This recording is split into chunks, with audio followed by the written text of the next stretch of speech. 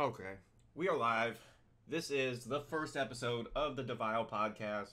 I'm your host, StarSpawn. Everybody who's in here right now, you're the first ones in here. Congratulations. Hey, Wired, what's up, man? Oh, boy. Got a lot to talk about today. Here's my man, Ross. What's up, bro? I got the little links over here on the side for everybody. As you can see, little, the DVile channels over here. This will be the only episode that will be on my channel. By next week, I'll have it worked out to where we're going to be on the DVile gaming channel. So please, over here in the corner, you'll see the links of the Twitch. Please follow the DVile gaming channel. That way, when we come on next week, you'll be able to watch over there. The only reason we didn't this time is because of some technical difficulties, and Shadowz has such a limited amount of time when he can join me that I just had to do it.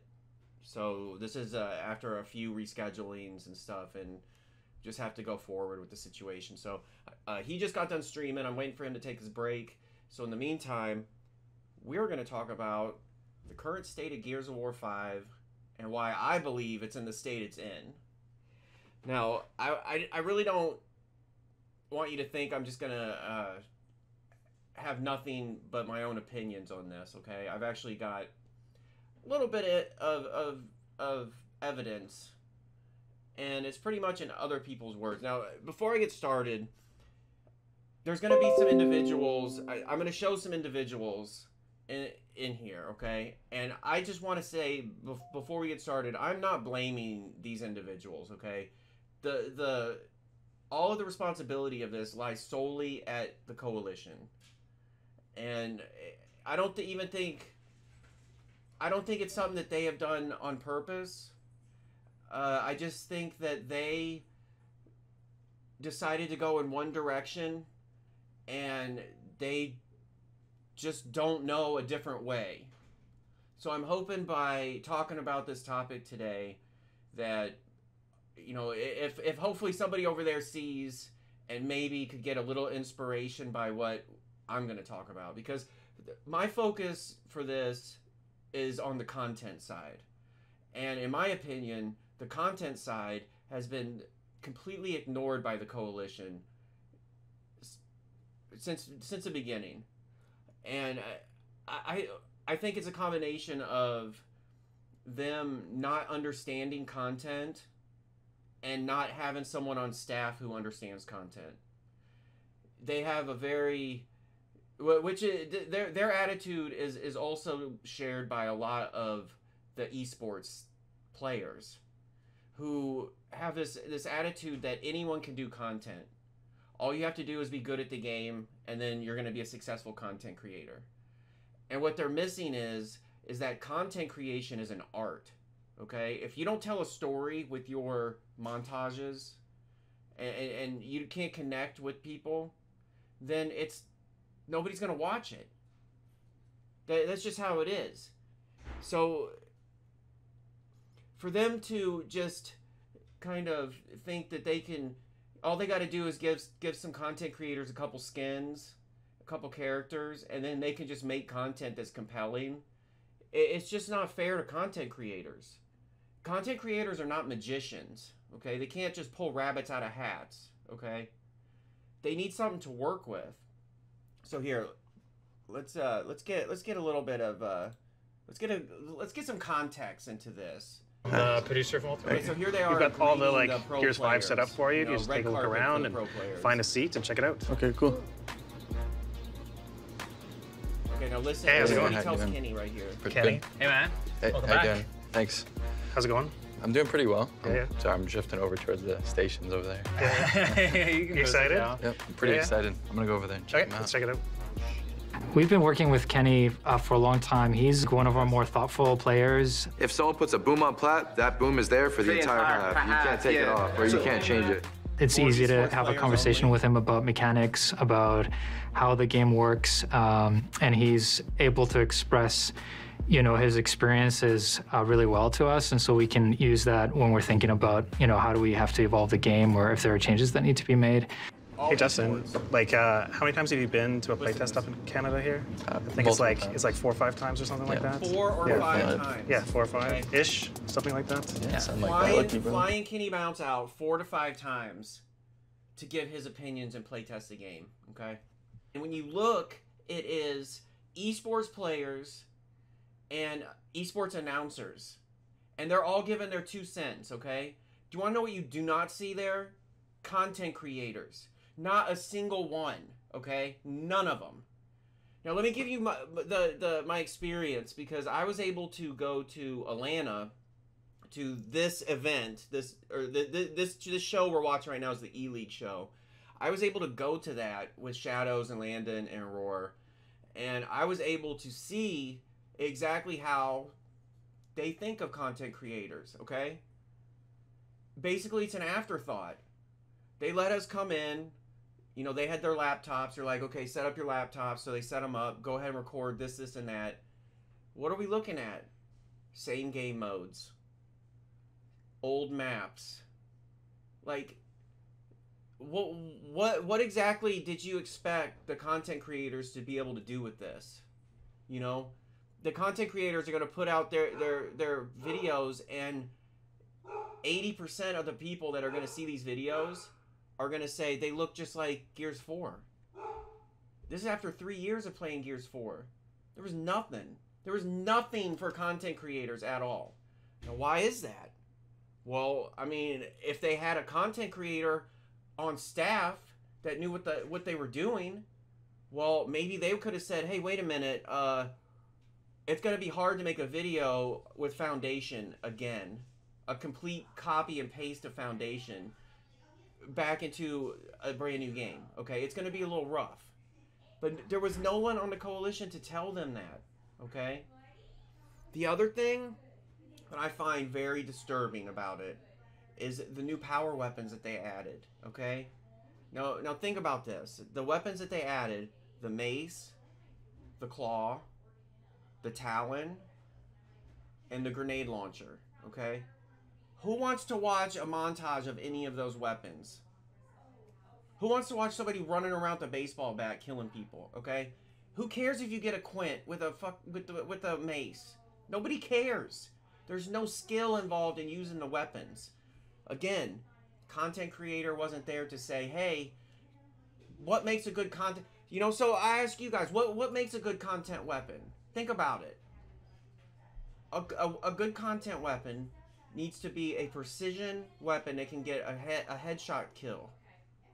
That takes skill to use. So if you get a headshot with it, it kills the opponent. You know, long shot, you get a kill with that, and that is content. You know, you get 3 blindies with that. That's content. So, you know, yeah, a new sniper would be great. Or look, how about this? How about when you make the long shot inactive, you can get a collateral with it. How about that? You know, if you get a headshot with it, it goes through the opponent and kills the person behind it. That's content. The second change that I would love to see made would be, for you guys that play the game, I'm sure you realize that when you're charging up the M-bar or charging up the torque bow, and you go to do a wall bounce, it automatically fires the weapon. So you cannot charge the weapon and do any maneuvers. You can't move around at all. Why? There's no possibility for a reaction shot if you can't charge that weapon. So if they would just tweak that a little bit to where you could charge the weapon and still wall bounce around and do reaction shots with torque bow and M-bar and give the collateral to the long shot, 2 very simple updates they could do that would help content creators immensely. But again, there's nobody on the Coalition that says, hey, we need this for content. This is what we need for good content. And it's because they have either definitely a lack of understanding of content and almost a disrespect. Just as if content is just like a second thought that it doesn't even matter. You know, people just make YouTube videos and people just watch them because it's Gears 5. No, that's not how it works. People want to see a story, okay? Making content and making a montage is art. It is an art form. And people don't understand it. They just think you can string some clips together, throw a song on there, and then everybody will watch your montage. That's not how it works. You have to have quality editing that tells a story. And that whole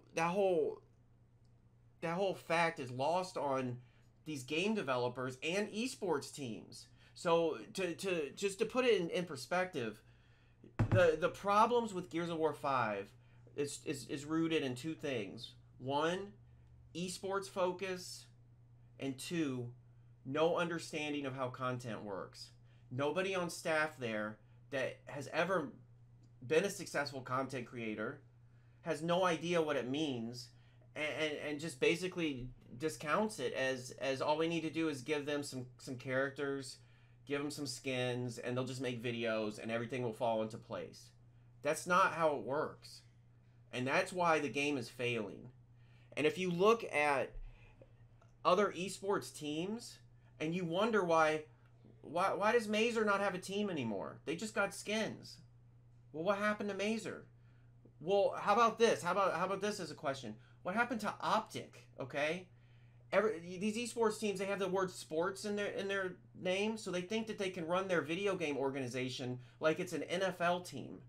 That if you're the Patriots and you just win all the time, people automatically buy your merch and will watch all of your content. No, that's not how it works in video games. So these esports companies also have no understanding of content. Think that, you know, just we'll just put some videos out, or we'll take a video of your live stream. These pro players, they don't even stream with a camera half the time. You know, they just have their gameplay, and they think that that's sufficient. And then when they can't generate revenue from this, and then their teams fail, and they wonder why. You know, for Optic to lose their team after being the most now, it's my understanding that Optic is not only the winningest Gears of War team, but they're the winningest esports team in history.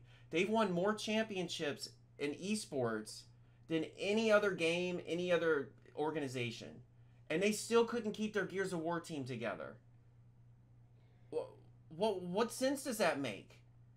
If I owned an org and I had the winningest team on my org, I would figure out a way to keep that team, because it's nice to say I got the winningest team ever on my org. But instead, those guys are now on their fourth team, I think, fourth org. I forget the name of their org now. It's like BYB or some shit, but it's so sad because those guys work really hard. It's very difficult to become a professional at anything, really, but I got a good look at what it takes to be a pro and to succeed, okay? And those guys play 8 to 10 hours a day. They sacrifice so much of their life to be able to travel to events, to put in the time of the game. And it's very unfair to them that these people running these organizations don't know what they're doing. They've all been sold a bill of goods on esports that have not turned out to be the truth. And this goes back years, really. It goes back to language, you're right. This goes back to like 2015-ish, I think. Probably 2014, where there was a lot of investment coming into esports.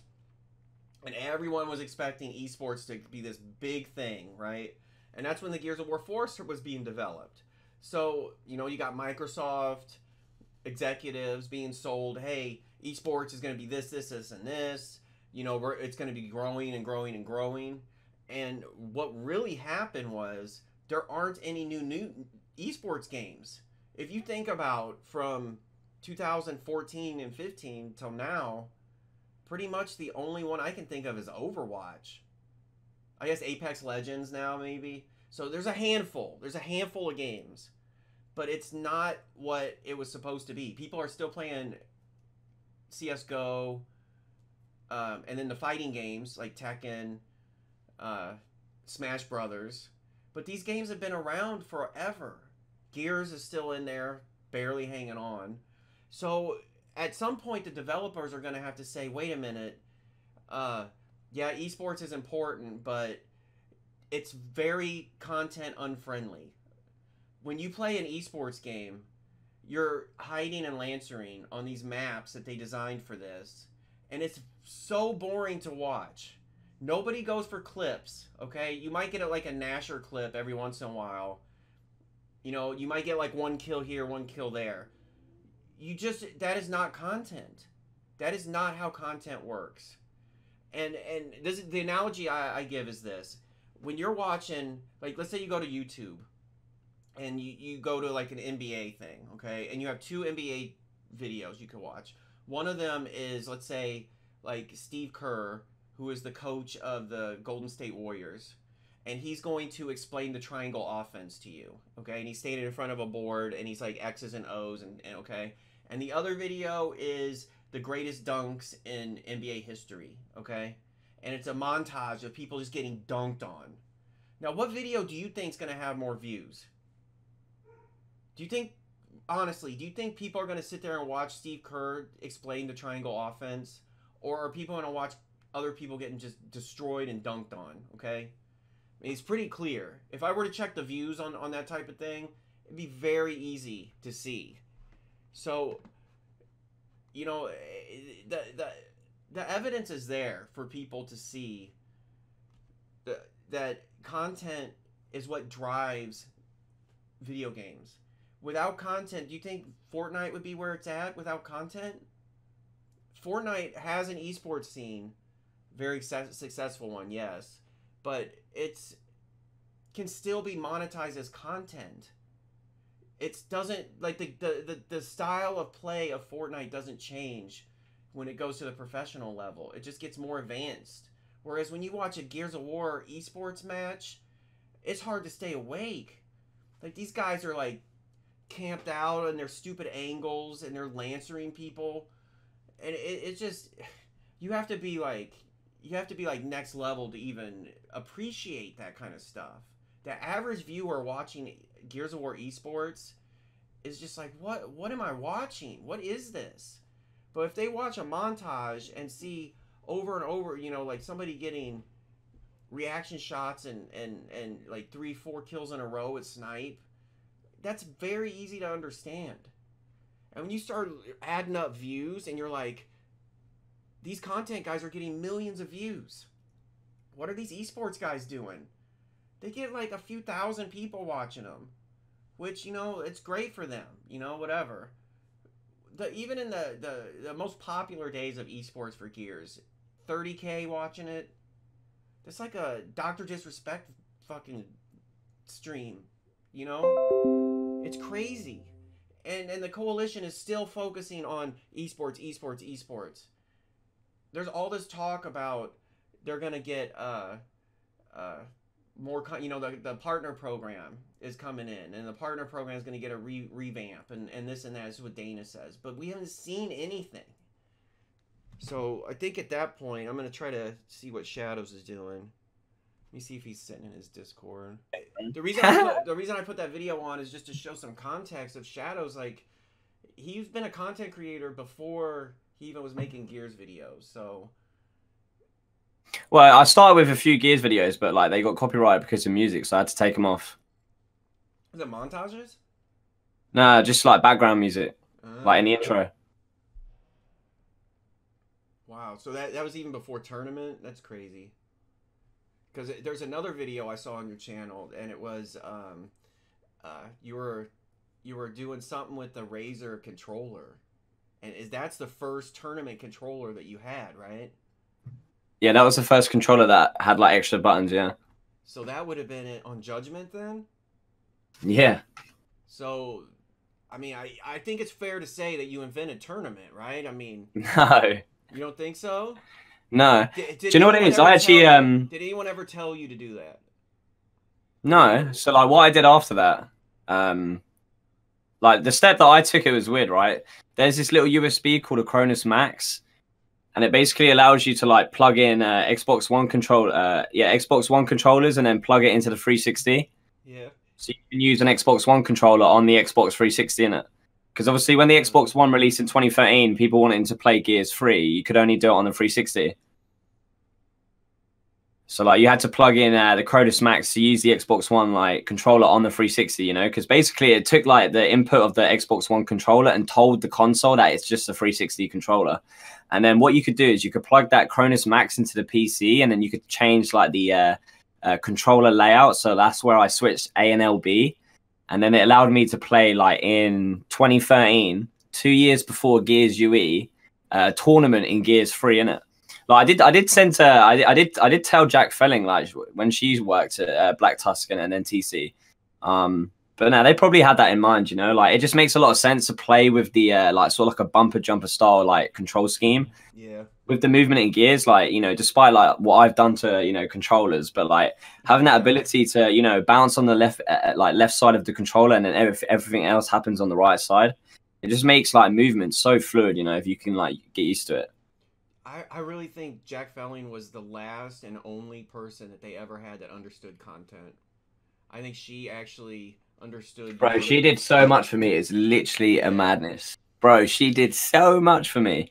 Yo, literally, she like I think I can go back on the DMs. Like I was in contact, like, because I think we want to talk about like the TCA stuff and that. Yeah. Oh yeah. So like, what's crazy is right, like Microsoft purchased and announced that they, you know, was acquiring Gears like January 27th, 2014.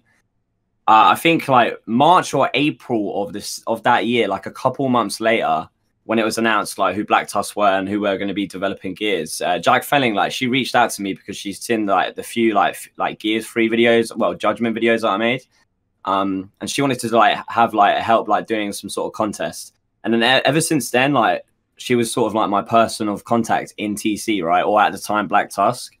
And then from there, like, she gave me like a code for the Gears Ultimate Edition beta, like the moment as it was getting announced at E3 in 2015. She was responsible for, you know, hitting me up with like contacts at Xbox UK and, you know, the rest of the Coalition studio. And then she hooked up like Gears UE, the Xbox game. She was responsible for why I got to go to London to, you know, play the Gears 4 beta tour, get Gears 4 early, get like, you know, contact at Xbox UK to get like a bunch of like the merchandise and stuff.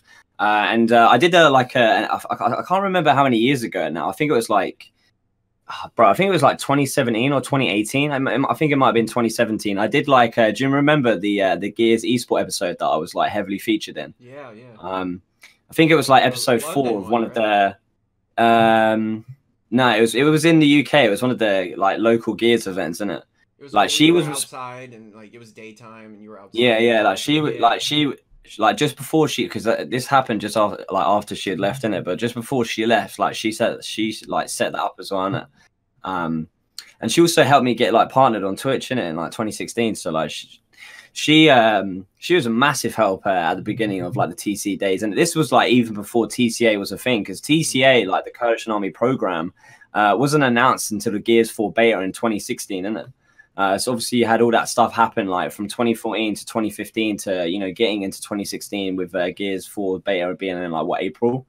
But yeah, that's just like the pre-evolution of like the TCA program even getting announced, isn't it? So everybody, Jack Felling was the Dana of back, right? Yeah. She was like, she was like, to begin with, she was the community manager and the esports like manager, innit? So like she like did the whole esport program as like the head of that, and she also served as like for a little while as like a temporary like community manager, innit?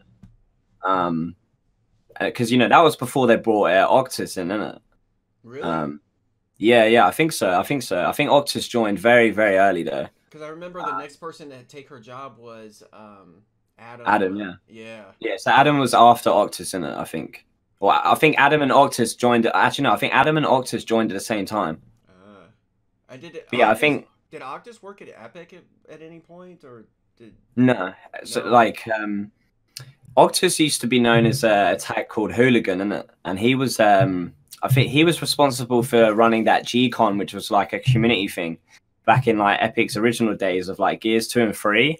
And he really like spearheaded that, you know, it's like the community leader of that lot, sort of like, so, you know, something similar to like what Crimson, you know, the Crimson Omen guys have been doing for, you know, let's say current Gears, but like he was doing it sort of like in the old gen Gears. So like, obviously back then it was more so about like a website and forums and stuff like that.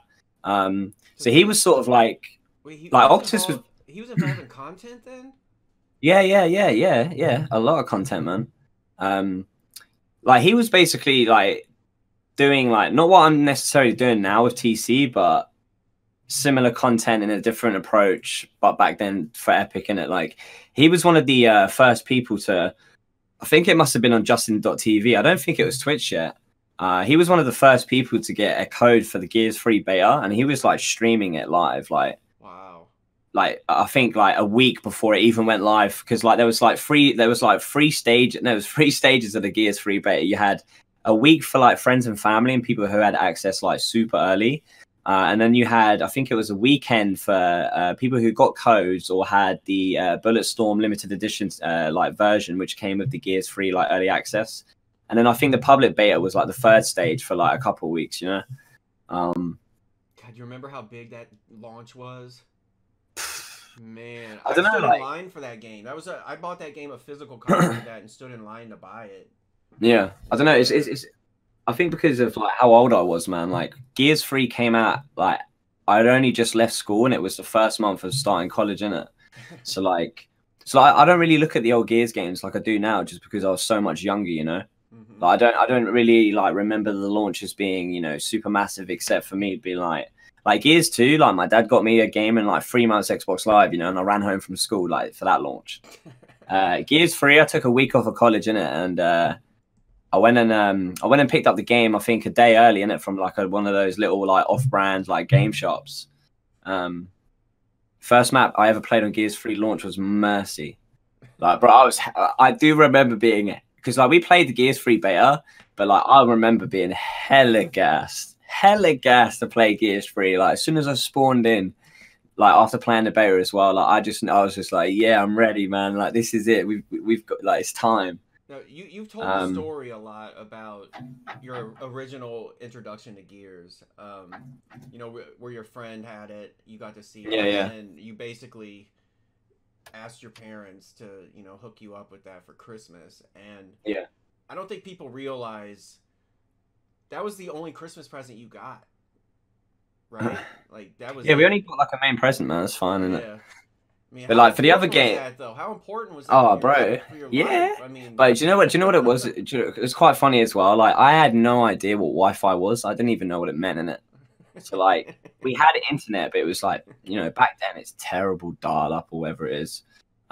So like I assumed like Xbox Live was just like built into the Xbox, innit? But like, so I didn't even know about like internet or like, because like I was like, I must have been about 11 years old, innit? 11, 12, innit? So like when we was playing Xbox Live at my friend's house, I thought that's just how it was, innit? So like I got the game for Christmas, but it wasn't until like a couple weeks into January when I finally figured out I needed one of those like little wireless adapters that you plugged in with like the USB and that would connect to your you know, your internet. Oh, bro, but yeah, fucking, as soon as I got there, as soon as I got online. Did you jump into the campaign then right away? Yeah, it was the only thing I could play in it. But like when my friend introduced it to me, I didn't even know it had a campaign. Like I thought it was just multiplayer. Man, I wish. Bro, you know what's quite funny, right? This is how like the way it's quite funny because like my dad didn't even know what Wi-Fi was, in it. Like this is how like early like internet is and that. Like what we did, right, because my dad's a window cleaner, so like he cleans a variety of shops, and like I used to help him as a kid in it. So like when we'd go window cleaning, like this one barber's used to have like a sign in their like window, and it was like Wi-Fi here. So I thought it was like, oh, you know, I could go into the barber shop and buy some Wi-Fi, innit? So like I went to go ask the barber guy, but literally that like, can I buy some Wi-Fi in here? And he like explained it to like he was like, "We on about it," and then he explained it to me what it was, and it's just like Wi-Fi stands for like the internet connection to like the internet broadband that you have. So yeah, after that's when we went to the game and got the like one of those wireless adapters in it. But yeah, that feels like, bro, that feels so long ago, man, so long ago. But yeah, that was the start of playing Gears, man. Now we're here, baby. It's fucking mad. So so moving on to like Gears 4, you were basically one of the original members of their first attempt at a partner type program. Yeah. Back then it was the Black Steel packs. Not necessarily. It didn't start off like that. No. What was the first thing then? When they I think like the beginning of the TCA program, like I said, it got announced in like April. Like we should be able to look this up, you know. I looked online and I couldn't really find anything. Let me type it. Let me see if I put the link in my video when I did it on Gears 4.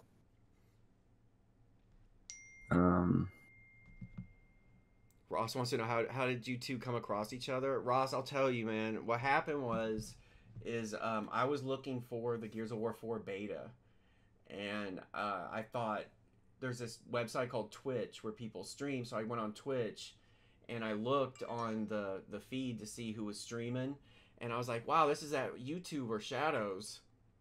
I'm gonna check his stream out. So I go to his stream. He's like, if you subscribe to my channel, you can possibly win a code for the beta. I was like, fuck. Yeah, I had 10 codes to give away, and I'm in. Hook me up. So I subbed in. I've been subbed ever since. You won one of them, didn't you? No. Did you not? I wish, man. No luck, man. No luck. No gas. But I started. That's when that was the first person I ever watched and followed and subscribed to on Twitch was Shadowz. And the only reason so that was like April 2016, yeah. March. Oh, March. Yeah, it was March. Oh yeah, that's when I had the I had like the early gameplay in it. And I think you were already partnered at that point as well. Mm. Which, if people don't understand what partner... Yeah, I got partnered in February, innit? Partner now is not like it was partnered then, okay? Partnered then was like Landon applied 6 or 7 times and got denied. You know, and Shadowz was already a partner. Like, my man had... Dude, I was so... he had the check mark. I don't even know there was a check mark at that point. I can't remember. Maybe not. But if there was, you had it. There might have been. But like it was crazy. Like I never had to go through that process, man. Like I was saying earlier, like with developing like a relation, like a friendship with like, you know, Jack Fellin at TC, and being able to just like, you know, just communicate with her like here and there about content and, you know, what's happening with Gears. Shadowz, it's more than that. It's the fact you had quality content. I mean, you can be friends with people, and it doesn't. But no, it definitely helped because like I just took a shot and she recognized your quality content, you know. And if she was still working at the Coalition, I believe things would be much different right now. But yeah, how it went down though is like I hit her up just you know, I was just like, you know, the worst that can happen is she can say no, innit?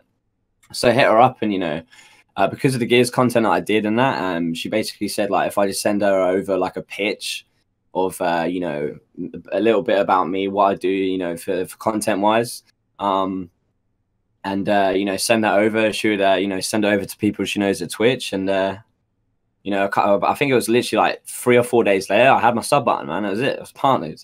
Like I basically used like, because I knew like I knew that I was invited out to record the Gears 4 like beta like tour, and obviously like I'm under NDA, so you know, Jack, I could speak to her about it because obviously she works at TC. So like she knew like the sort of like the thing that I submitted was like you know, through and through, because like I used that to my advantage, you know, like talking about the build up of like a Gears 4 beta coming up, and you know, early access to content, and you know what that allows for like the engagement. And that was like a big driving force in it. So like when that happened, when I got partnered on, I think it was in February, and then obviously like March was when I got to record it like early for like, I think it was like 3 weeks early. I think it was actually like the first beta tour, like stop as well. Like, I think they went over to a bunch of different cities, innit? I think London was the first place. So like we was sort of like a part of the well, I was actually on the second day, so not technically not the first people, but you know, a part of like the first group outside of the studio to play Gears 4 on it, which was pretty crazy. Like especially compared to Gears 5, because Gears 5, you know, the pros of it. I think I was watching your stream earlier, and the pros have gone to TC a bunch of times. Like Node Zero says, like 4 to 5 times, isn't it?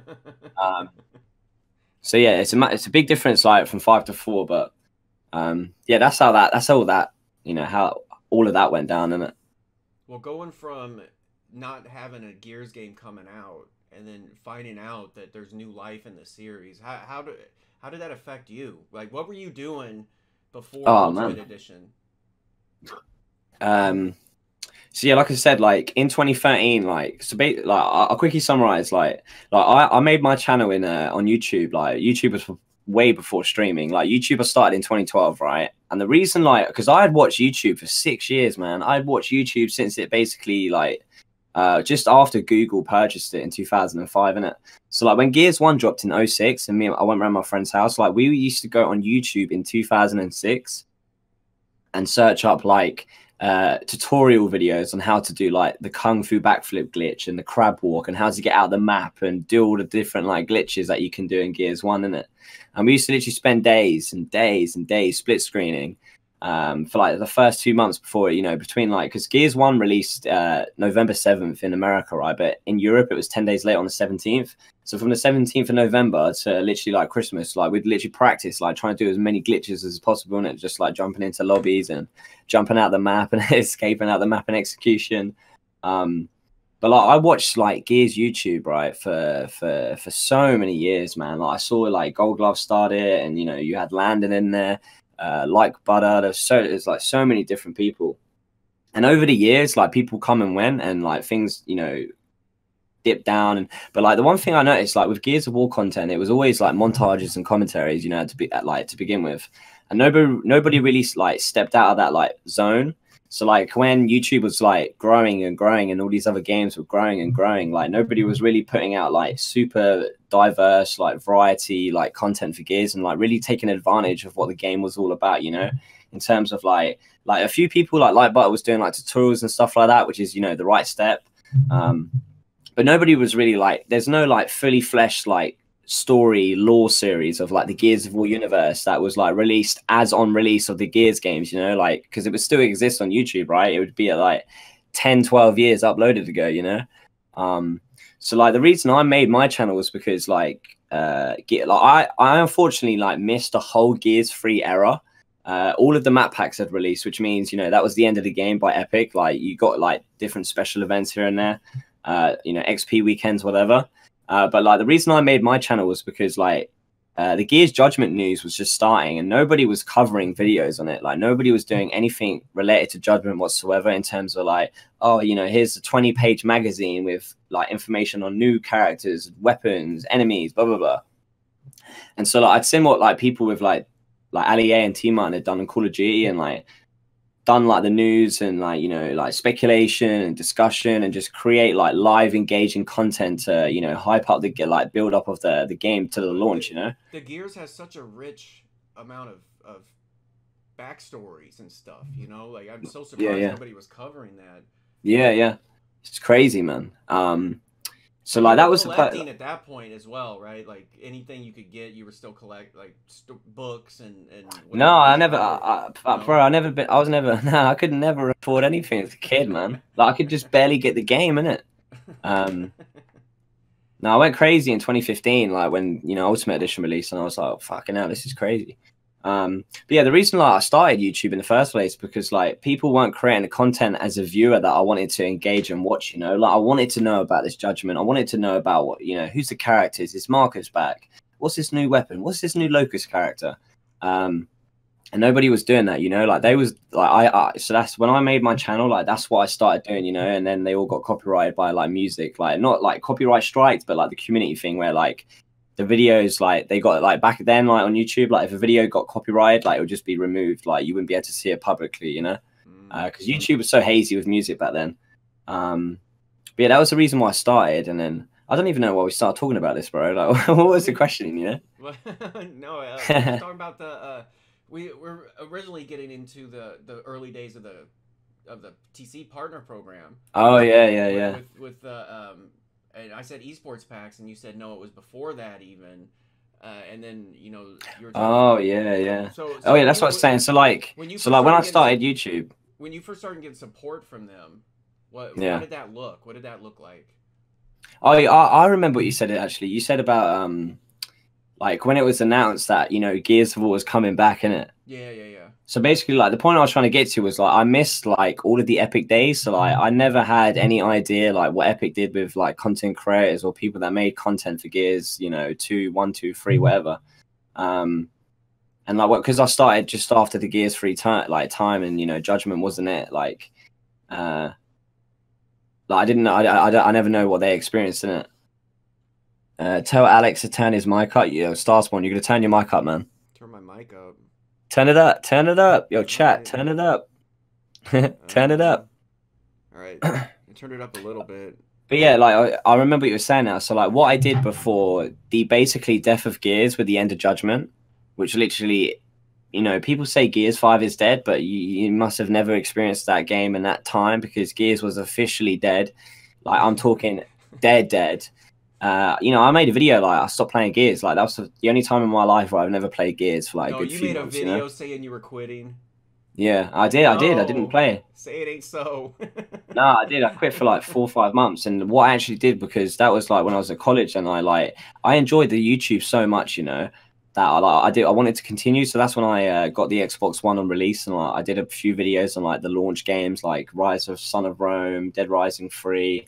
You know, Titanfall was coming out, and I thought that was going to be a huge game. So, you know, it was actually a game that I played the beta for, and I really, like, actually enjoyed it. So I actually pursued Titanfall for a while, innit?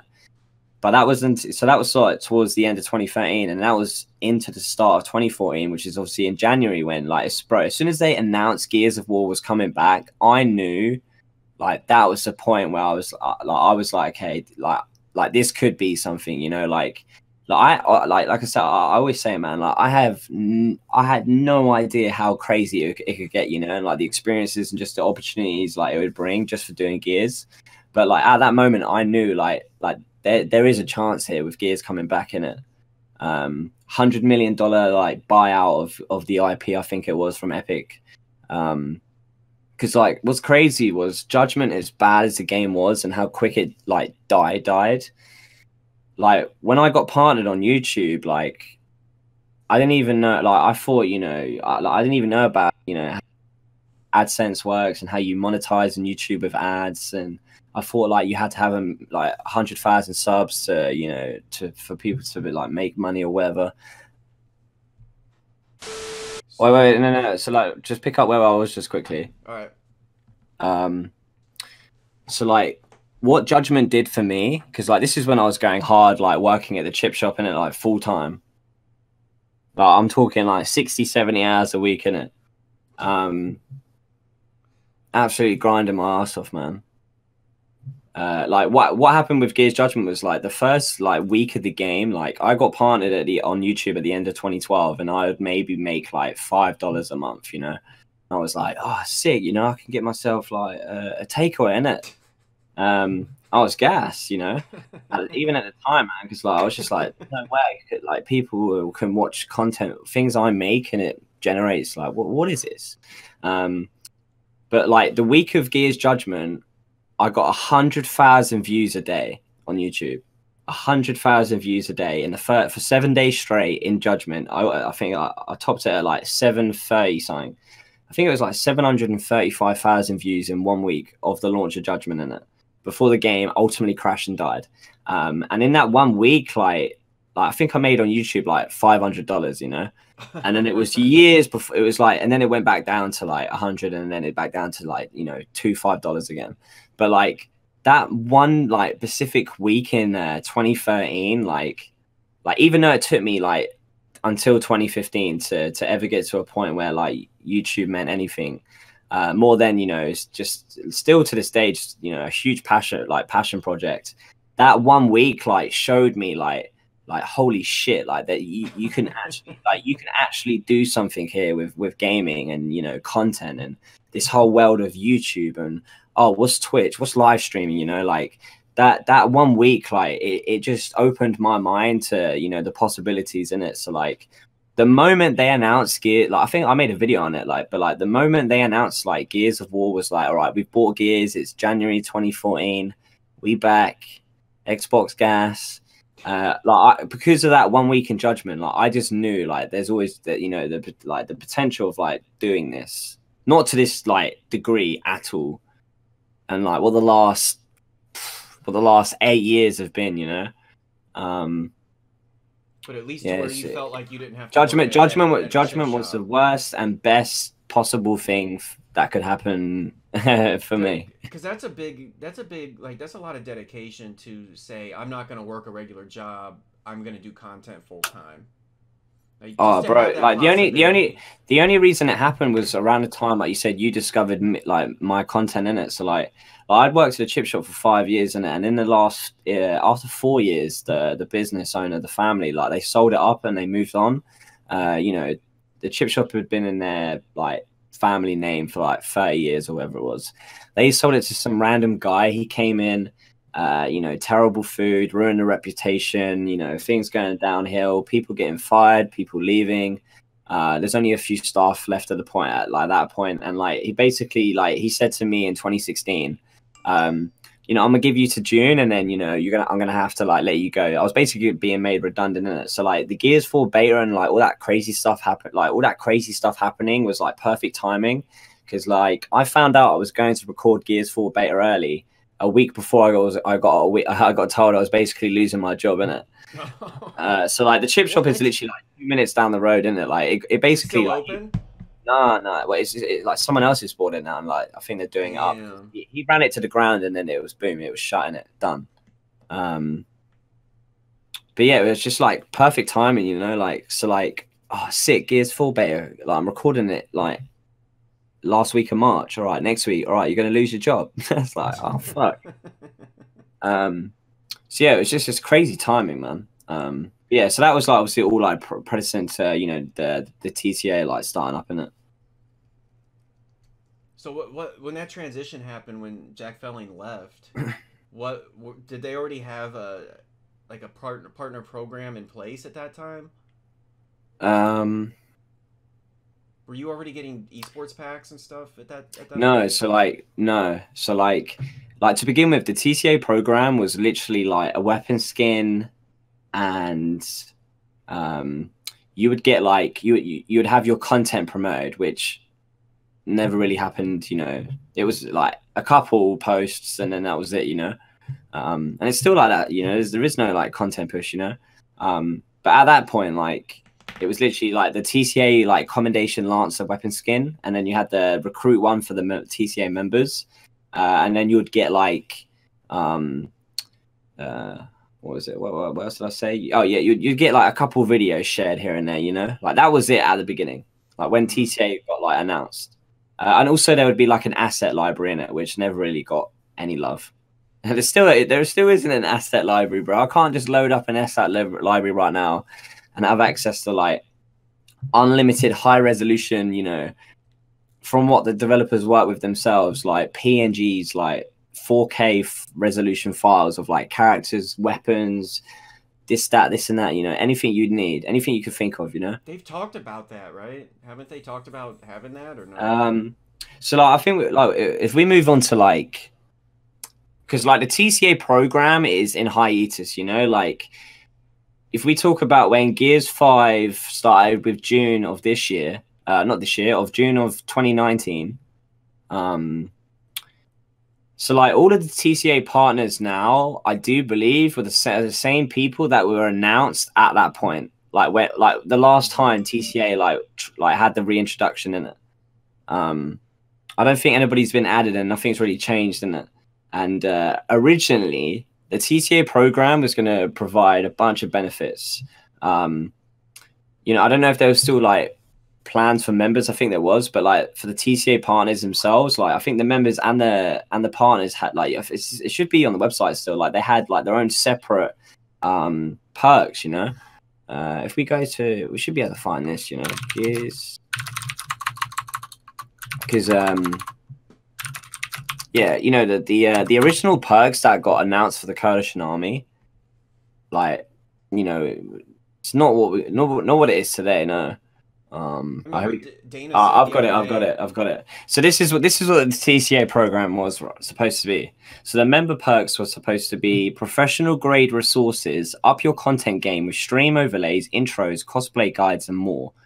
High quality art assets, access to high resolution renders and videos, dedicated merchandise perks, unlock access to pre-orders and discounts on Gears merchandise, exclusive in-game content, access to selective skins. So that was just for the members, isn't it? So like none of that has happened. So we've had a few, like, there's been like a few content resources, but not really. Since like the only content, like, so basically the only, like, the content resources are the only things that were like introduced with when it like launched in this phase, isn't it? We don't have access to any high quality art assets for like current Gears 5 stuff. Yeah, the dedicated merchandise thing isn't a thing, and obviously there's no like TCA program sort of like skins in Gears 5 right now. But that was for the members, right? For the Twitch for the TCA partners, the perks are priority access, be among the first to cover new in-game content and more. So like there was supposed to be like we get this a little like the slightest with character skins. Like currently right now, like we get access to, you know, all of the content added to Gears 5. The only thing we get early, like priority early access, is like we get the store content the night before it releases on the Tuesday, like Monday night, like, you know, UK time. But yeah, like that first thing, like priority access, like be amongst the first to cover like new stuff like coming to the game, and then, you know, like being able to like advertise and engage new stuff first, like that is so beneficial to, you know, the strength of like the content and like the support of like the content or like overall in it, like just the existence of content like that would just support it so much, you know. Well, they don't understand like, that you need time to make quality content. Yeah, like you know, like with the way like things are working right now, like I wish there was more marketing, like I wish there was more like push for like driving engagement all the time, you know, like start things off with like teaser images, which move into, you know, created videos, which, you know, just generate buzz consistently, you know, for the return of new characters, like drive storylines, you know, like if TC like made storylines, like narrative storylines for like the drive of new content being pushed to Gears, like that's just a revenue and like a river of content for content creators to jump into, you know, like they put the story out there and we basically, you know, explain in depth and give our take on the narrative and like share that with people, you know. So like, you know, like just having access, like priority access is huge, man. Like imagine like, right, okay, like these are the operation, like let's take Operation Freeze for example, right? Like let's say there's 5 characters in Operation 3. Let's say there's 3 new maps. That's 8 individual TCA partners that you could be like, okay, like everybody's good. Like what we do is we're set up because, you know, like the content appeared in the game the other day, right? Well, not like the other week, you know, those like skins that like leaked in games. So like technically they're in the game. So like I think Tile Update 4 bring the content to Gears 5, which is in Operation 3, you know. There might be like another Tile Update, like maybe there's like a 2-part thing. But like with Operation 3, like you could literally take the TCA partners, right, and be like, okay, we have, you know, these 8 individual things, let's say 5 characters, 3 maps, like 8 individual TCA partners get to exclusively show early access to that content on their channel while they get to, you know, play and, you know, capture like everything else. And then, you know, release that at a later time, innit? So everybody individually gets like an opportunity to showcase something new, which drives engagement, which then, you know, drives more people back to Gears, innit? Like that's one thing they can do, you know. Like I feel that there's so much potential and just like there's so much free marketing and advertisement in the content creators, you know, not necessarily like TCA partners, even if it like it doesn't have the status like, you know, people think it is. Like just in general, every content creator, that anybody that puts like time and effort into creating Gears content, like there could be so much more done to help engage that, you know, like that's just free advertisement sitting there for you, you know, like drive storylines, drive narrative, like you want narrative discussion at an all-time high, you know, and the content creators, like we're sitting here like it's you know, dry like the desert. And there's so much rich backstory to yeah, there's so much. Yeah, oh, there's so much that you could do, man. I just don't understand it.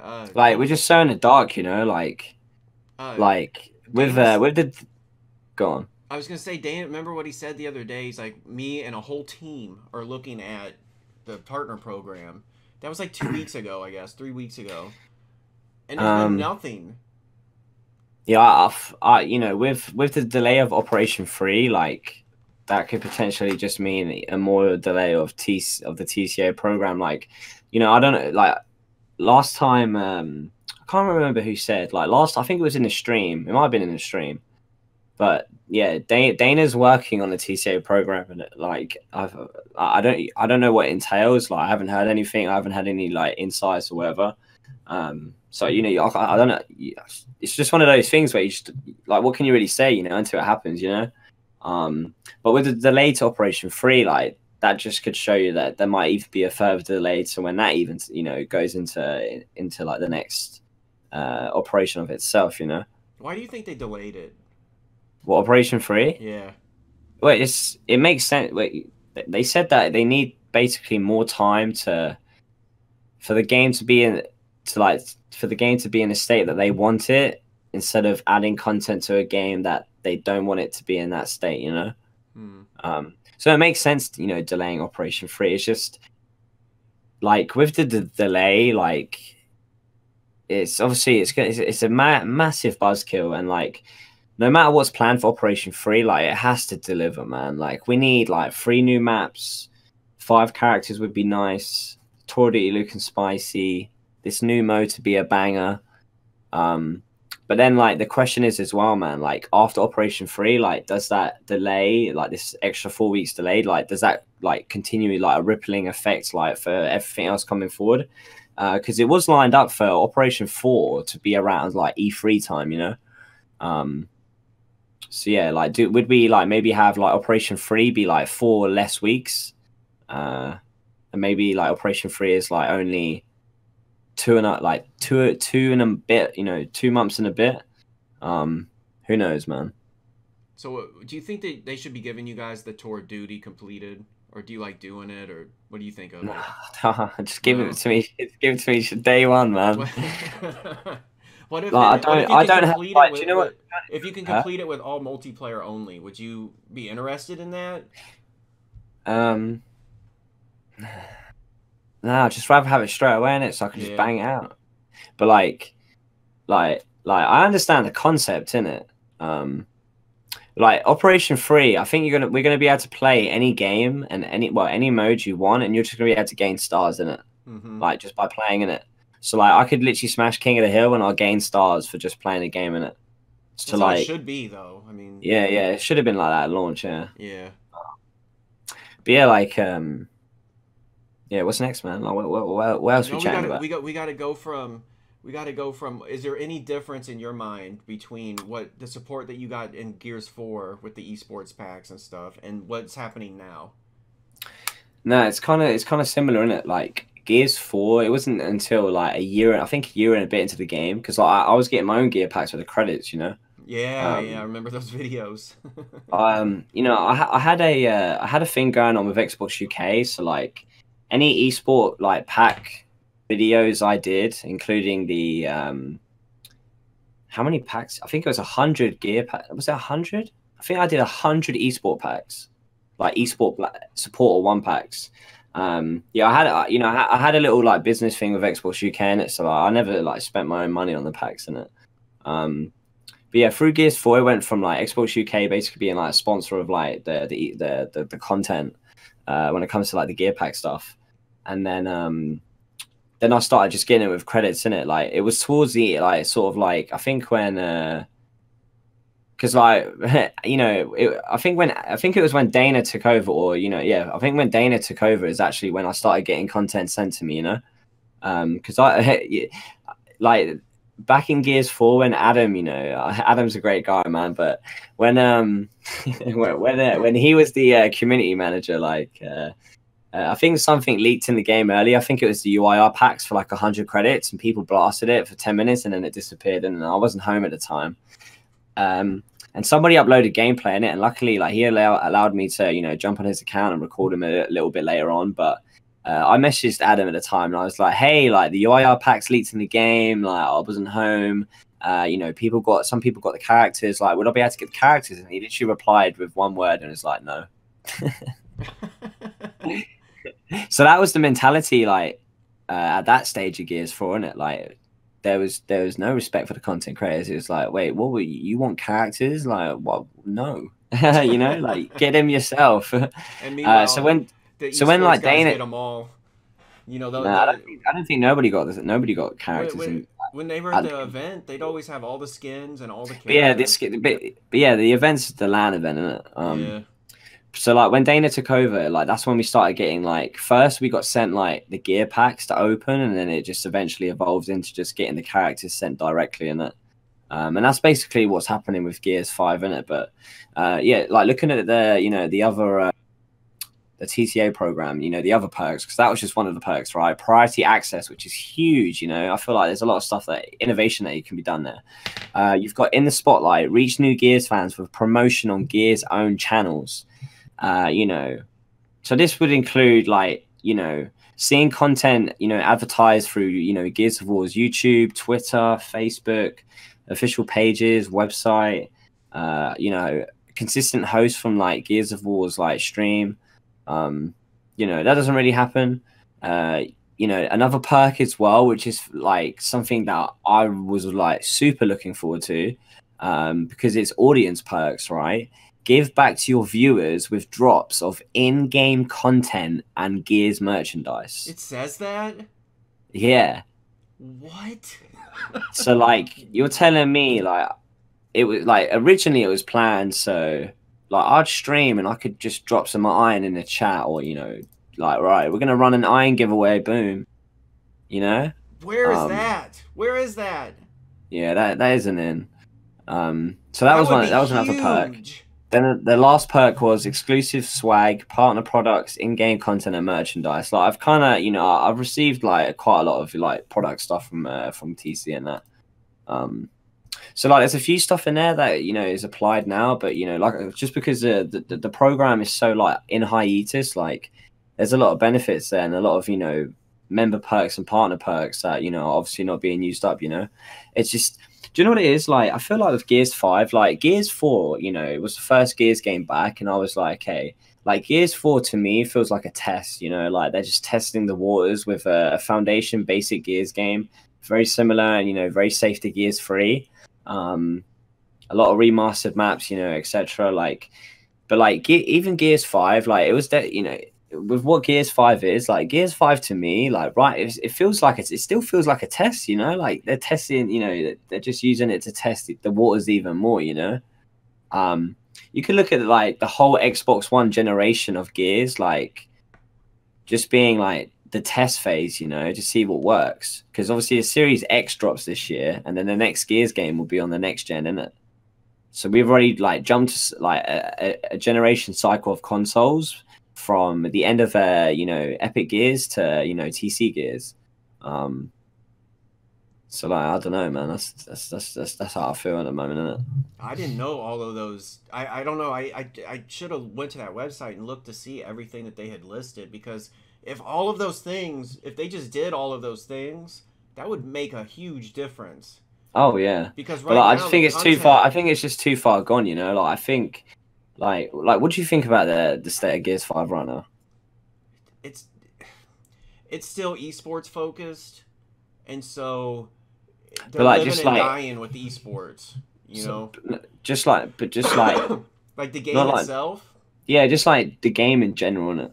Well, I kind of look at it like this. I look at it. It's too far gone, or like? Well, if I would have never played another Gears game, and this was the only one I played, I would like the game. Yeah. You know, there's a few little things here and there, but overall it's fun. And I played Gears 4 the other day, and it felt much stiffer than I remembered. So Yeah. You know, I mean, that's why I don't really complain about the mechanics and this and that of the game, because it pretty much works, except, you know, the server issues. But even that's gotten better lately. So I'm looking at it more like as the community, like what can help the game advance out, because I think it's in a state now that is playable. You know, I have fun playing the game, even though I do still rage and whatever, but, you know, that's, everybody rages. But as far as, like, mechanically wise, I think it's fun, smooth, you know, couple little complaints here and there, but I'm not going back to Gears 4, you know? What do you think? Yeah. Well, you know, it's like you really do, like, I wish I, like, knew, like, what was going through, like, Microsoft and Xbox's heads, right? Because, like, if you think like, to take a step back right now, you know, we're approaching 6 months into Gears 5. Like, if you start it off, like, we had seriously like, that is an official genuine number. There was 3 million people playing Gears 5 on its opening weekend. You know, regardless of their purchases, Game Pass, Game Borrow, there was 3 million individuals, like, logged in, PC and Xbox, testing out and playing Gears 5 in it. And, like, 6 months later, like, I have no idea what the population player base is. You know, I would say, based on Gears 4, I would say monthly users on 5 is probably around 100 to 150,000, like, individual, unique people, not like concurrently at one time. You know, maybe 5,000-10,000 at most. You know, I have no idea. I think 10 sounds reasonable, just because of, like, Gears 3 numbers. Like, I think with, like, the 3-month operations, like, it's too far stretched out. You know, they talked about they're gonna, like, filler it out, but I feel like it needs to be maybe 2 months. I just think 3 months, like, there's so much stuff that needs to be changed and, like, things to be implemented to be right. You know, like, I think the gameplay is in a great place. You know, like you got the movement update whenever that comes out next, with the like, remove of the, like, up A boost, which, you know, be a massive part of the, like, the integrity of the gameplay. You know, but so, like, the gameplay right now is in a solid point. It's just everything else, you know, and, like, when it comes to the operations, you know, like, Gears 4 had minimum 2 years content support. So, you know, we're in Operation 2, Operation 3 delayed till, you know, the 31st of March, which is, you know, it's going to have a new mode. Still haven't got rank 3-4. I can't believe it, bro. Like, what the fuck, man? Like, give me that FFA, bro, please. Like, you know, what was I going to say? What can, you know, so, like, if Gears 5 has 2 years, like, post-release support, like, you're looking at 5 operations a year, 10 operations at the 2-year anniversary in it. So, like, I think a lot of people forget, you know, like things are slow, and I wish it was 2 months, but, like, you see how quickly, like, 2 years flew by for Gears 4. Yeah. And that game received literally nothing except maps, mostly remasters, remakes, hardly any original maps, characters through packs, and that was basically it. You know, like, I think, like, you know, it sucks that we have to wait 3 months for all of this cool stuff to be added to the game, but I think people, like, really underestimate what TC have got planned in it. I don't know anything else more than what's been announced or what's been, like, released. Like, I just try and use common sense to try and guess stuff. But you know, like, if we're in Operation 2 now, like, and we get, let's say, 10 operations, there has to be 10 major things added to the game. If we knock out FFA because we've technically got it, you know, like, how many, like, there's no way there's going to be 10 new modes added to the Gears 5, you know? Like, they're going to have to be providing and releasing, you know, stuff that isn't versus multiplayer game modes, you know? So, like, it's very, very interesting, man, because, like, people shat on Gears 4 throughout its development, you know, and then all of a sudden now Gears 4 is an absolute blessing. But, like, the game got to a really good stage, like, it's, like, final year between Gears 4 and Gears 5 releasing, to really be in a good place, in it. So, like, you know, what else could they add with these operations to make, you know, to make new, you know, content added to Gears 5? Because like Gears 4, I feel like was like, you know, developed, post-release was basically, you know, a basic plan, you know, with little content as we move on to Gears 5 in it. But with Gears 5, it feels like a game where, you know, like they're moving on to Gears 6 most likely, but like Gears 5 is something that they continue for like Gears 5 won't be the game it will be in its like second year, you know. Right. It's just like it is frustrating that we have to wait so long, but like you know, let's give some examples right now. Like TC haven't like confirmed anything or whatever, but let's just say like if we have 10 operations and some of these operations include stuff like we get Wingman, we get Locust and Horde mode, we get a campaign DLC, we get some sort of overrun successor which allows you to play like humans versus creatures. Like if they add all this stuff, like would that make this Gears game like, you know, like would that make this Gears game like the creme de la creme, you know?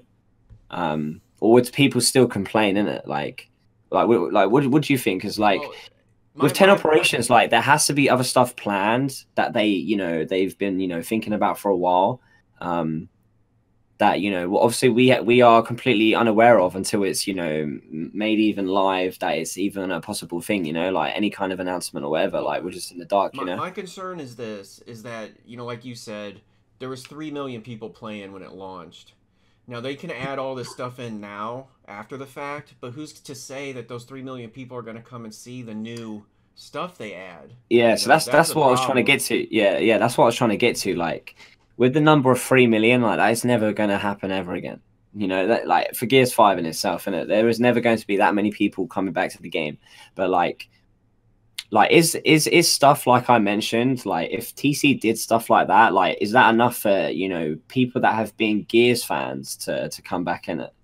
You know, it would just like I mean, Wingman alone, it wouldn't be, but no, something you know, new might be. A majority, but like even if like a majority of stuff like what I described, you know, like if they add, you know, if Wingman is in operation mode, and if they announce, all right, okay, here we go, Locust in Horde mode, they're back, and like you see the Locust creatures and you get to kill, you know, just the boomers, the wretches, the different drones, the Farron guards, the different boomers, you know.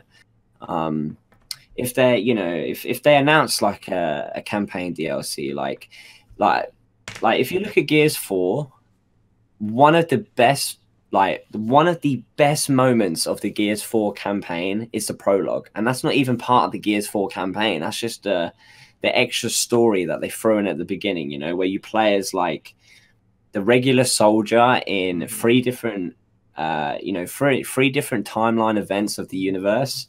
You know, we get to play at Battle of Aspo Point, where the cogs steal the UIR Hammer of Dawn technology, so Adam, you know, Phoenix can finally develop the cog working Hammer of Dawn, which ends the Pendulum Wars. Like we get to experience that, you know, we get to experience Emergence Day. Like Gears 4's prologue has like that is Emergence Day, you know, the day of the emergence of the Locust Horde in it. So like, and then we got to experience, you know, a different take at Anvil Gate, as, you know, Marcus in Gears 3's mainline story is, you know, fighting off Queen Mirror, trying to, you know, activate the emotion countermeasure in it. Like that prologue alone was like a top 5 moment for me in Gears 4's campaign, and then it's not even like the main current storyline. So like I think there's so much potential in like doing like mini like untold stories like that. It's sort of like campaign DLCs for Gears, isn't it? Like the amount of different squads of characters like you could introduce, and like the amount of untold stories that exist in the universe of Gears, pre and present and future, like it's unlimited, right? Like, it's just so much potential there, you know? Did you see like, any leaks from the Phil Spencer visit to the Coalition? It wasn't leaks. It was just showing tactics, in it?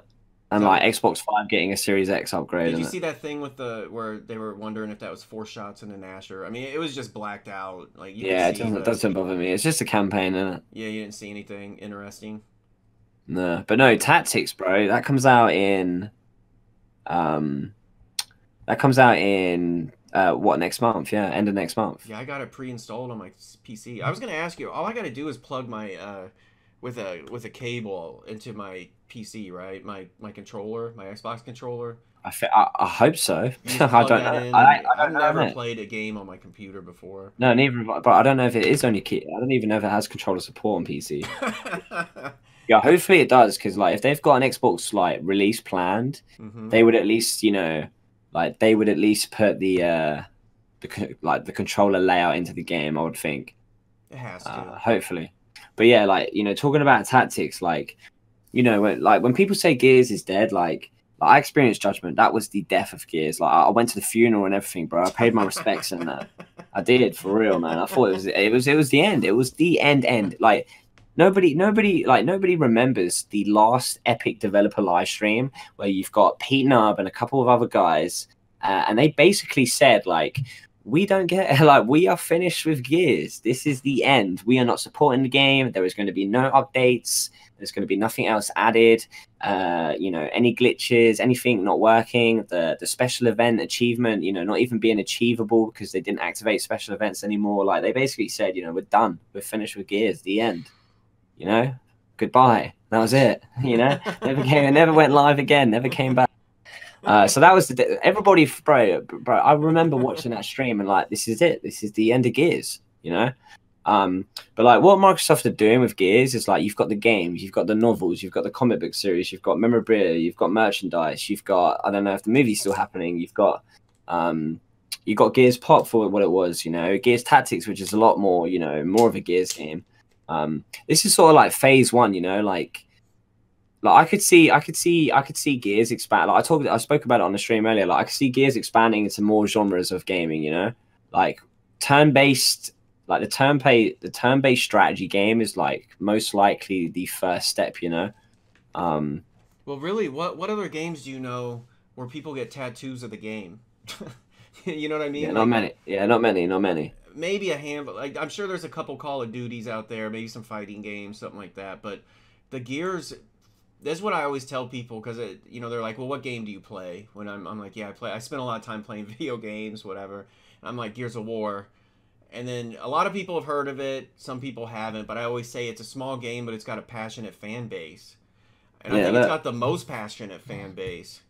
Gears is life, baby. Look at the cat. Gears is life. It's very few games that people are that dedicated to get a tattoo of the game on them.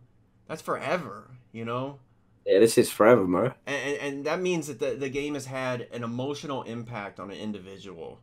And as a developer and as Microsoft, that is what everyone wants. Every developer wants a game where their game, somebody gets a tattoo of it. That somebody believes so much in the game that they have that much passion for it. And it's right here. It's right here for Gears. It's right here, baby. You know, it's the groundwork's already done. The fan base is already there. They just have to learn how to foster it better and nurture the community, you know. For people like you, I do feel like there's a massive disconnect, you know. Just a little help. I do feel like there is a massive disconnect, you know. Like I just wish things were more clearer, you know, like, and things were just more like engaging, and things were like put out there to be nourished more, and like everything was like super planned, you know. Like right now it just kind of feels like everything's sort of like last minute, and we're just like hopping along, you know. Like we're just plugging along. Well, hopefully whoever they bring in to replace Rod will set in like you know, a direction of for moving forward into the future. You know, it's 2020 moving into 2021. New Xbox is coming in. They need somebody that has some vision, not somebody from the past, but somebody new that can look at the landscape for how it is now, not for how it used to be. Yeah. And put in some things to move forward. But yeah, like talking about Gears Tactics, you know, like I think the game has a good chance to do very, very well, you know. Apparently the turn-based genre, like XCOM, is massive. Like it's a massive genre. And the fans of that like style of gameplay, like they really enjoy like, I think, new experiences in that genre, you know, because not many games like releases a turn-based like strategy game. So like Gears Tactics, like for like turn-based like fans of that genre and like Gears fans alone, like, bro, I'm so ready for 40 hours of campaign, man. Well, for that type of game, you can really focus on the story. Yeah, and you can for really real, get into the lore and the writing of it. Bro, Because there's a lot of time in there where there's pauses in the game, you know, where you have to decide what to do. Yeah. There's lots of time to read dialogue, follow the story and stuff. Bro, like the fact that it has like traditional Gears game cutscenes, like it's basically it's just gonna be your, you know, it's like we're getting 2 Gears games, you know, like we've just got Gears 5 and it's, you know, it is what it is, the situation that it's in, and hopefully it gets better, and you know, hopefully that list I mentioned earlier, like I hope, you know, they do stuff like that and, you know, actually like blow people away with, you know, expectations, because, you know, we haven't received the campaign DLC in 9 years. You know, if they did something like that, massive. You know, if Locusts were ever introduced into Horde mode, you know, people wanted it for all of the years of Gears 4, you know, like if they ever made that a thing, like it'd be massive, you know. Well, the Locusts are just so much more interesting. Yeah, and that's what Tactics has got massive about it, you know. Like we're going back to the Locust War. We're going 2 years in after the Hammer of Dawn has been used. So the Hammer of Dawn strikes, which, you know, fucked up the stranded people and, you know, killed a bunch of locusts and ruined the planet. Like that's already happened as well. I think we're like actually experiencing it. It's happening based on the trailer. But like the story, like if you love the campaign and like the story of Gears, like Tactics is gonna be so good, man. Like we're gonna be able to dive back into the past of the Locust War in a new, like, fresh look, with new characters that are, you know, they've got stuff that like relate them to current characters. With, you know, Kate's father and Gabe Diaz. We've got Sid Redburn, who used to be like a sort of like a duty officer, like a security guard, and Niles' New Hope research facility when, you know, they were using emulsion to, you know, to work and develop on like Queen Mira when she was a child, and like all of the other miners and infected people, like turning them into Lambent and then turning them into Size, and then you know, the OG Locust. You've got you know, you got the opportunity for, you know, Cole to show up in Gears Tactics campaign as a young private cadet Cole. And, you know, I do believe Cole and Baird are always usually together throughout the Locust War. So Baird, you know, has a chance to show up. Like a bunch of old characters have a chance to show up again, like including like in cutscenes. So like picture this, right? Because like in the Gears Tactics trailer, we get to see like Ukon, who was introduced in the Rise of Rome comics, is the like main antagonist of the game. What if we get a cutscene in Tactics, right? Which is Queen Mira, General Ram, Scourge, Ukon, and a bunch of Locusts, you know? Because all of those characters are alive at that current time. You know, Khan from Judgment is dead unless they retcon that, which I don't think they will. It would be nice, but I think, you know, it is what it is. What Judgment killed him off, and he was never really had, like, he had a little bit of a part in the comics, you know? But, like, we have a chance to see, like, Ram be alive, Scourge be alive, and Mira be alive, like all together in like one cutscene, you know? Because like with the Tactics like 40-hour campaign, like we're going to be diving into even more origins of the Locust. Like if you go out for, like, I'm going to do a bunch of content on this because nobody's done it, and it's fucking amazing, man. It just takes a lot of effort. Like I'm talking, like, I'm gonna have to spend like 300 hours recording Gears campaign, like over and over. One with all dialogue on and subtitles, and then one just, you know, of the cutscenes with no subtitles, for like the cinematic like view in videos. That's going to take a bunch of time.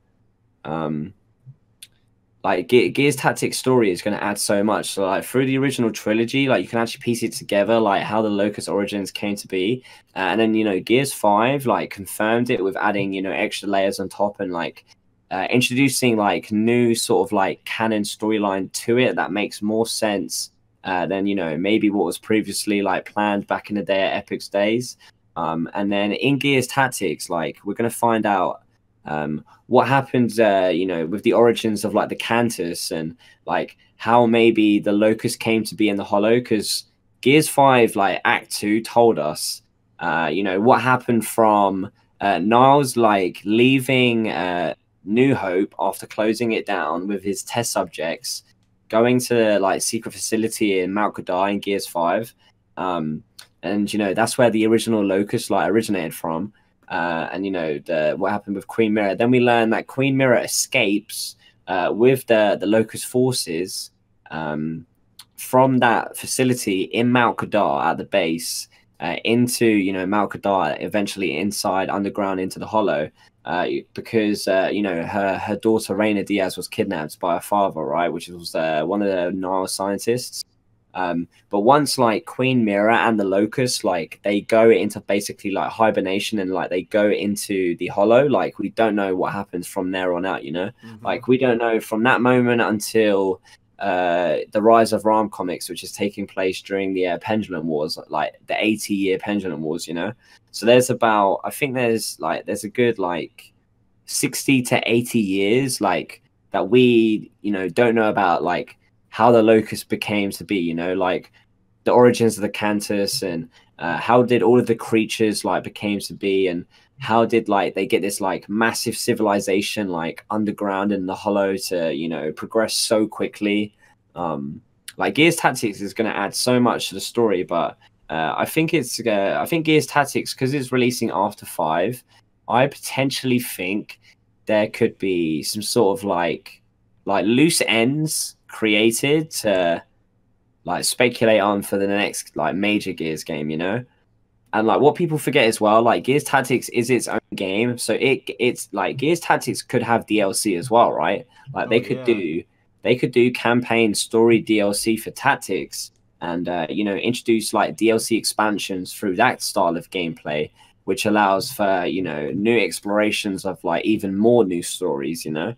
Because they could bring Dom back in that easily. Yeah, they show the incident that happened with Maria, like what happened to her to get when she originally got missing. Yeah. Like they could do because like Dom was a commando, right? A part of the commando squad in the Pendulum Wars. Like, yeah, they could do a bunch of stories in the universe. People love Dom. He's yeah, you know? That's what I'm saying.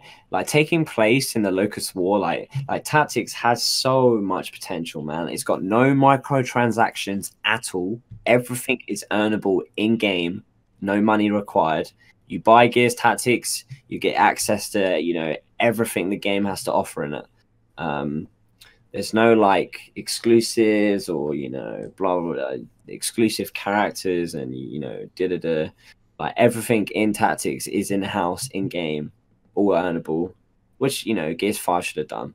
But yeah, Tactics is going to be fun, man. There's also the Gears like Bloodlines novel. You know, did you see my video about that? Yeah.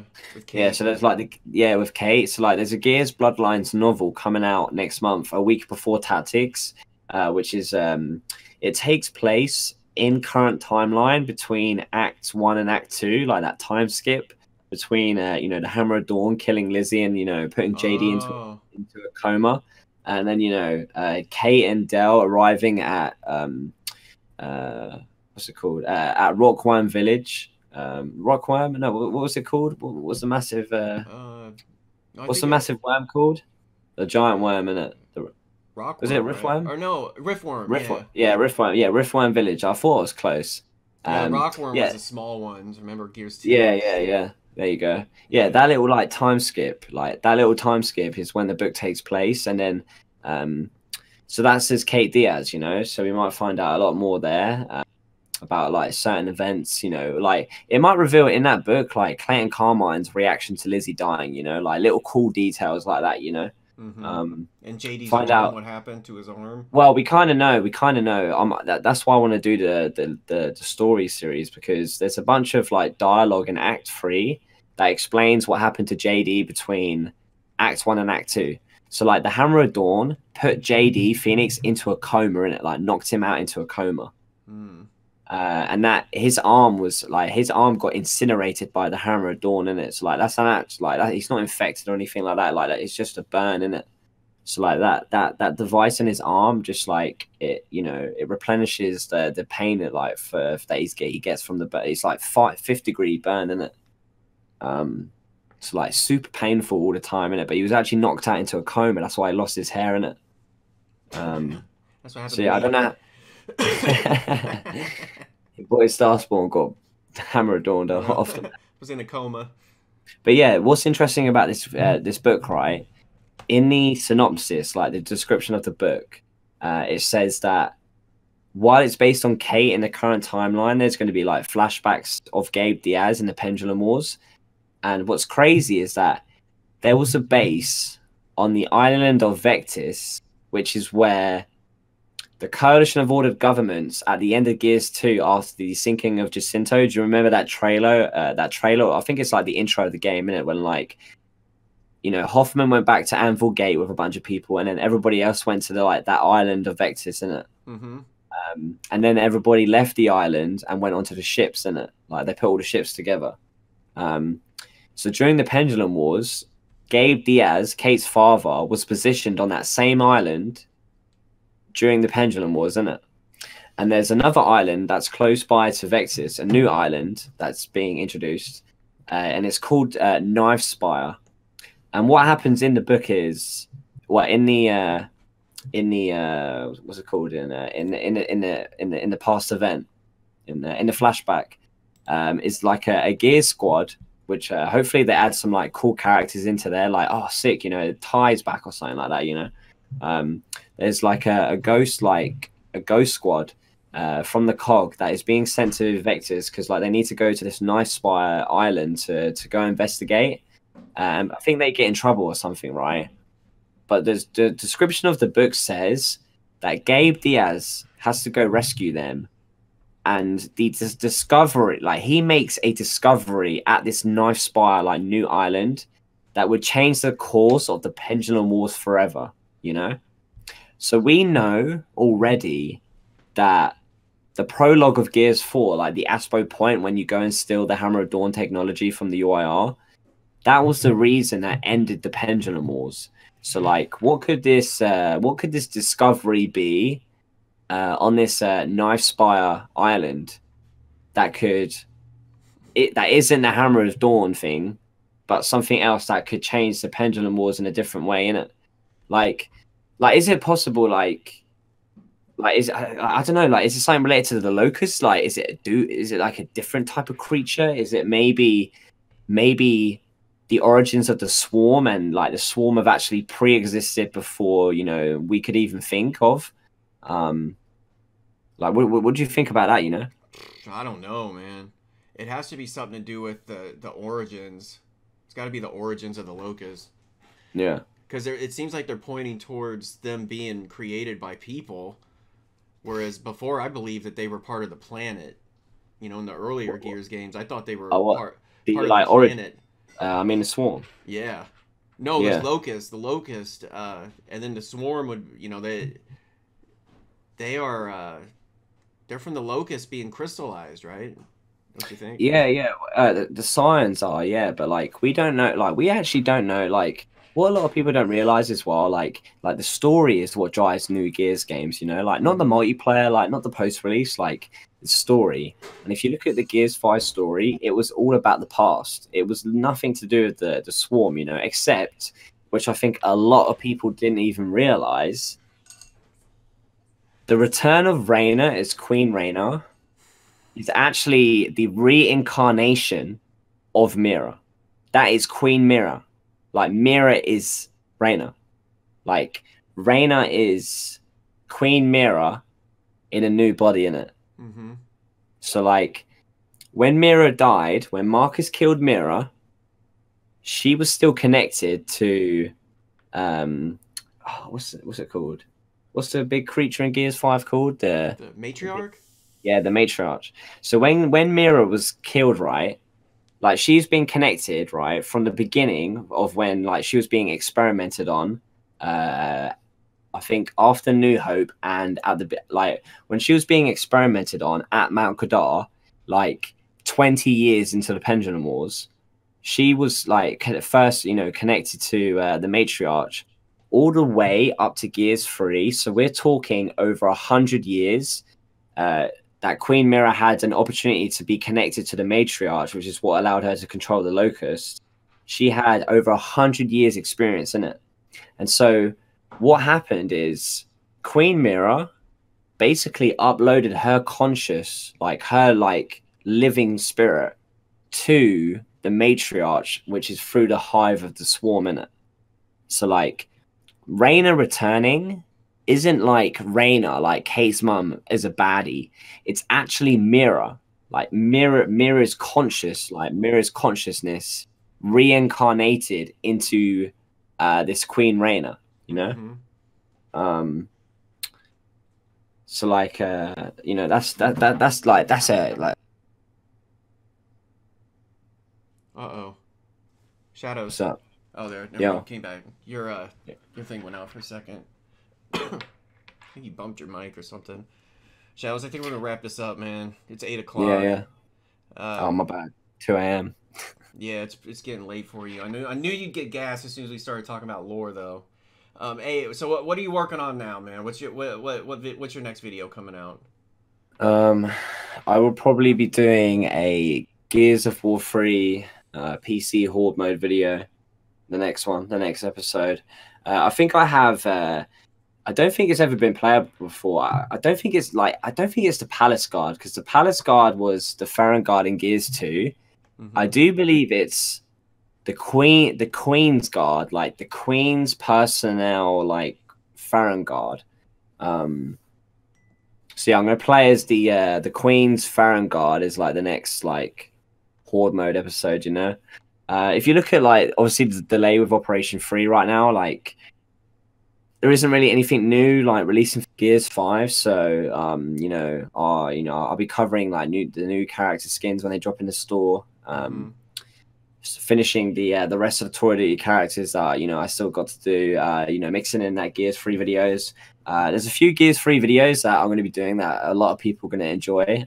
You know, including Gears 3 of Day 1.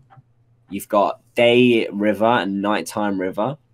There's a few other cool videos that I've got planned, and like I said, I want to do all of those story videos for Gears 5. It's just that I need to play through Gears 4 twice and Gears 5 twice, from you know beginning to end to record it, to record like all of the the whole game with like subtitles, so like people can see like as I'm explaining certain bits, like having the subtitles on as well just helps like people like connect more with you know what I'm talking about. But obviously from like a cinematic point of view, like when you just want gameplay in the background, like having non-subtitles like is really good for that as well. So I'm gonna have to play the 2 games twice. You know, that's the dedication you need, bro, just to get the grind. You know? Yeah, man. Like Gears 4's campaign, oh, it's not good, man. It's okay. I'm gonna have to drop that twice, bro. But yeah, like that's what I want to do for March if I can, you know. And then obviously like when basically when April 1st is here, I'm hoping it's the start of like it's a 6-month rebirth of Gears 5, hopefully. Like Operation 3's new mode needs to be a banger. We need 3 new maps, we need 5 new characters.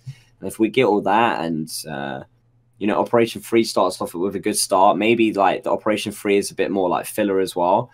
So, you know, there's more stuff added throughout the 3 months. Like that would be nice. We have Gears Tactics drop. We have this Gears of War Bloodlines novel drop.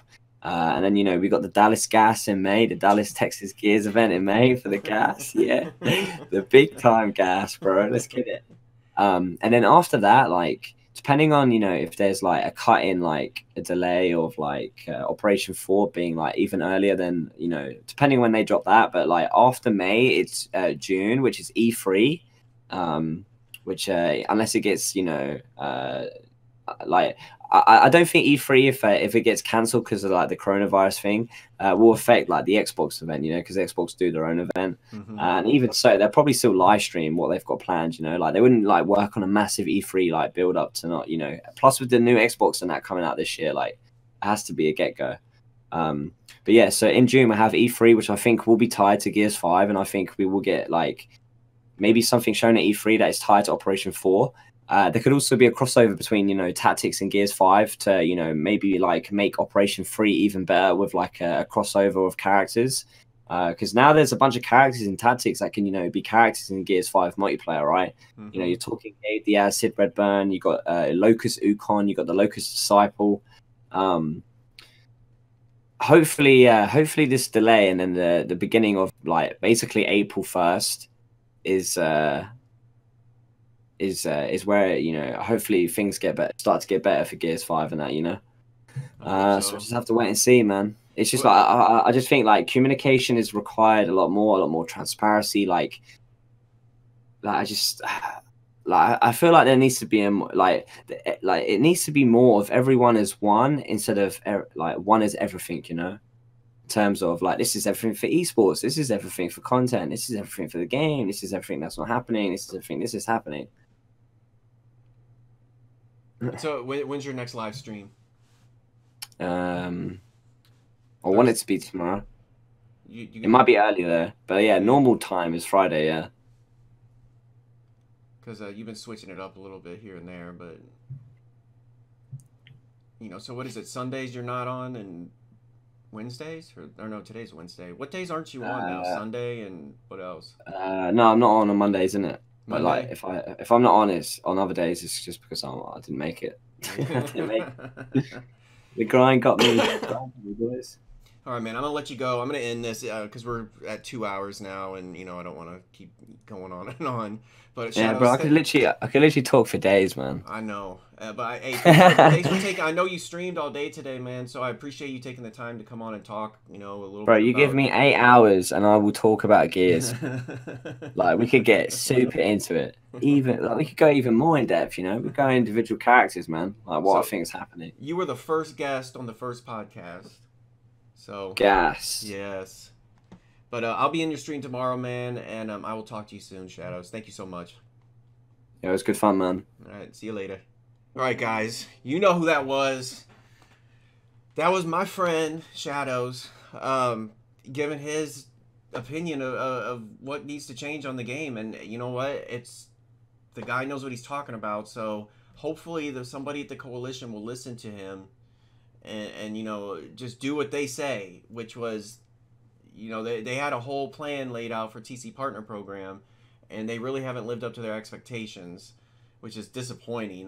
For me to hear the list of things that they were offering, and then to see how it's ended up it's disheartening, to say the least. You know, I think the problems with the game go much deeper than just the rough start it had. They need to have more support for people, more support for the community and for content creators. But everybody, thanks so much for watching. This was the first podcast. Next week it's going to be on the DVile channel. So all these, if you look here up in the right hand corner, please follow the DVile Twitch channel, the DVile Twitter, and then check out the DVile YouTube, and you will see the best edits of Gear, like in the Gears of War community. The best editors are on DVile. Okay, I mean, just watch the montages for yourself. There are artists in DVile, okay, that take their montaging that serious. When you see the amount of work and pride that goes into those edits, it's next level, you know. So please follow the channels. I'm gonna have everything worked out, so next week it'll be on the DVile team channel. And then we're going to do it all again. I'm not sure what day of the week, possibly Wednesday. We'll see. You know, things are kind of in motion right now. I just wanted to get this started, get the word out. And so thanks everybody for watching.